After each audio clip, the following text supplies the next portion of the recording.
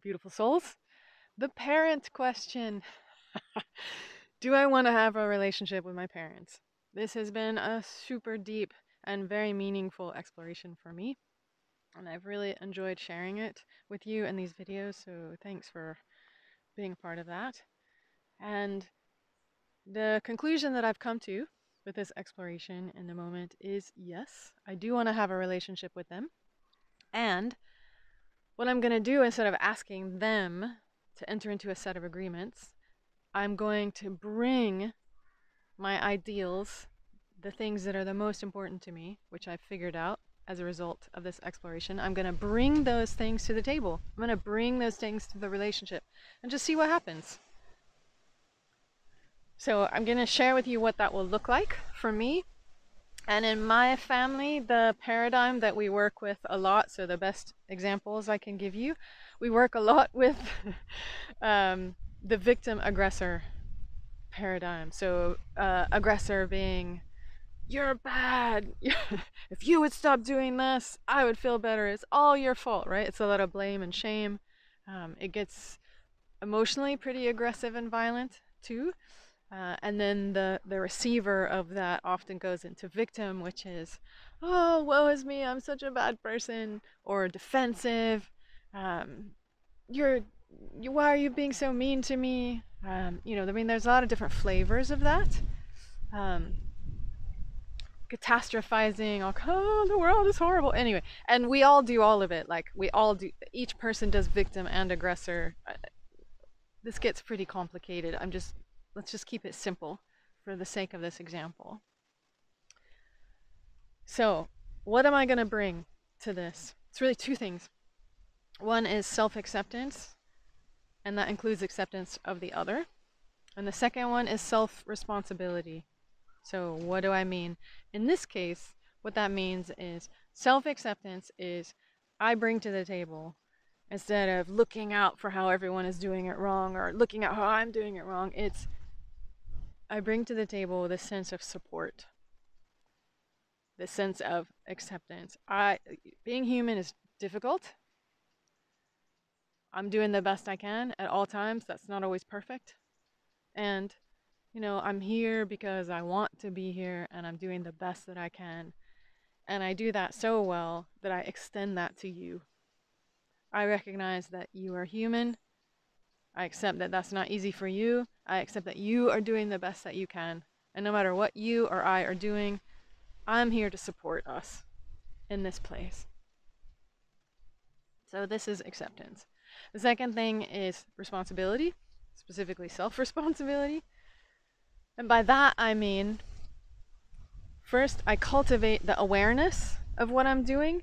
And second, I take responsibility for it. So awareness meaning the ability to notice what I'm doing. Like, ooh, I'm starting to blame. Why am I doing that? Oh, I'm angry. Okay, what's going on? Why am I angry? Oh, okay. I'm getting triggered. This is starting to remind me of this pattern that we have. And I don't like it and I feel bad. Getting angry, I'm getting aggressive. Right? So I have to notice all of that. So that takes a fair amount of skill. A lot of meditation in my case. And with that knowledge, instead of shooting that out and blaming the other person, I stop there.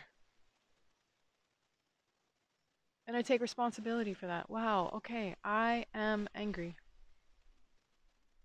I'm angry. And I can feel the anger, and that's fine. And what I don't need to do is start blaming you for it. I can feel deeper into the situation. This is really triggering me. This is an old pattern that we have. It makes me angry every time. I don't like this pattern. I'd like to change this pattern. When you start saying this, I start reacting like this. And so I'm angry because when you say that, it hurts. And I'm not necessarily asking them to stop saying it. What I'm doing is recognizing my response to that, my reaction to that, my anger in the face of that. Okay, and from there, already we're not having a fight now. Already I've stopped the whole paradigm in its tracks. And I've taken responsibility. I'm angry. Okay. And I'm not doing it from a place of, I'm angry because you. I'm doing it, okay, let's look at this. Or at least I want to stop and look at it.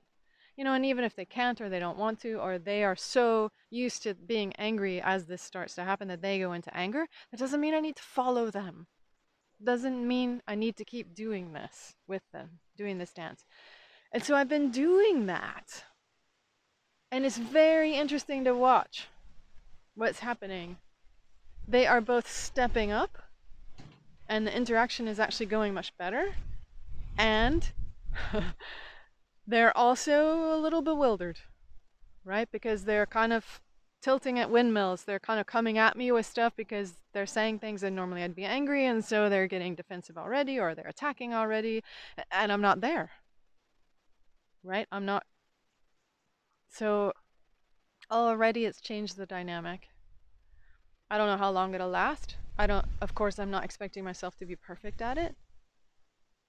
And it's quite lovely. I'm really grateful that my mom asked this question, did I want to have a relationship? And I'm very glad that they are asking themselves this question, because it's really helped me feel into this and get much more clear about what I want to do right now. Self-acceptance, acceptance of them, so acceptance, and self-responsibility.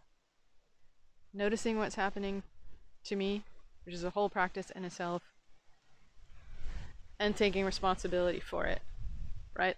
Stopping there. Still feeling. I'm not trying to not feel. That is, don't hear that. What I am doing though is instead of the feeling and then bleh, I'm feeling and then being like, whoa, okay, what can I do about this? Yeah. Okay. Obviously I'm simplifying, and you understand what I'm saying. So feel into that, play with it, and see if that helps you in your parental relationship, your familial relationships, your intimate relationships, whatever relationships you might be able to apply that to. Work even. Hope that helps. See you next time.